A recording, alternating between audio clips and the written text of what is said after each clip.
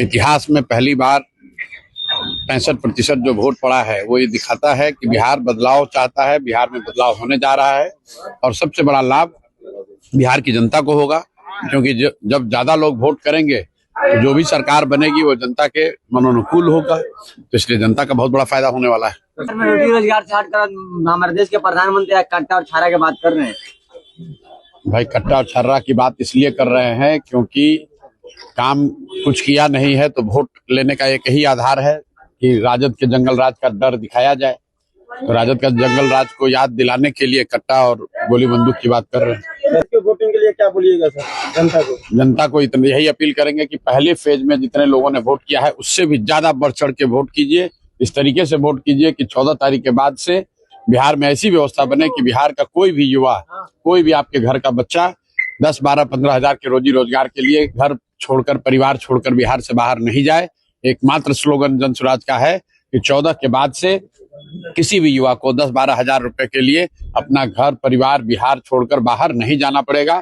उसको बिहार में ही वो रोजगार, वो अवसर मिल जाएगा। इसमें आप खुद को कहाँ देख रहे हैं? हम बिहार में बदलाव देख रहे हैं और जितने स्वयंभू एनालिस्ट और पत्रकार एनालिस्ट हैं जो कि बता रहे थे कि उनको पता है कि बिहार में क्या होने जा रहा है, उनको जमीन पर आते हुए दिख रहे हैं, क्योंकि किसी ने ये नहीं बताया, किसी ने प्रेडिक्ट नहीं किया कि बिहार में देश के राजनीतिक इतिहास का मतलब बिहार के राजनीतिक इतिहास में सबसे ज्यादा वोट होने जा रहा है। और इतनी बड़ी संख्या में जो पोलिंग हुई है ये दिखाता है कि बिहार में बदलाव बिल्कुल होने जा रहा है निश्चित तौर पर।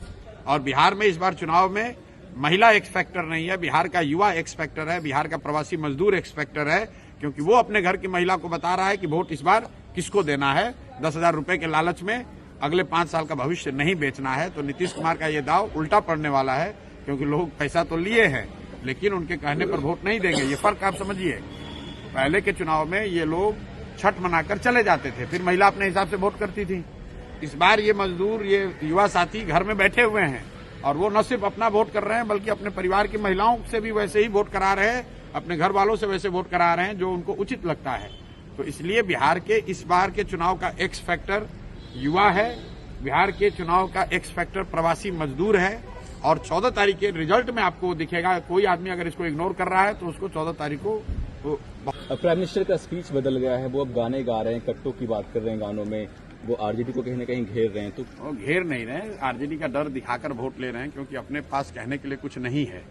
तो पीछे कई दशकों से जो एनडीए है, भाजपा है, नीतीश भाजपा है, ये लोग का सबसे बेहतर वोट लेने का तरीका रहा है कि लालू जी का डर दिखाओ, जंगल राज का डर दिखाओ और वोट ले लो, ताकि लोग ये कहें कि भाई काम हुआ ना हुआ हो, कम से कम जंगल राज तो वापस नहीं आना चाहिए।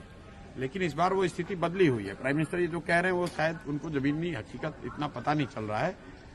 अगर आप ये कह रहे हैं कि जंगल राज नहीं आना चाहिए तो लोग कह रहे हैं ठीक है नहीं आना चाहिए, लेकिन आप क्यों आना चाहिए, जनसुराज आना चाहिए।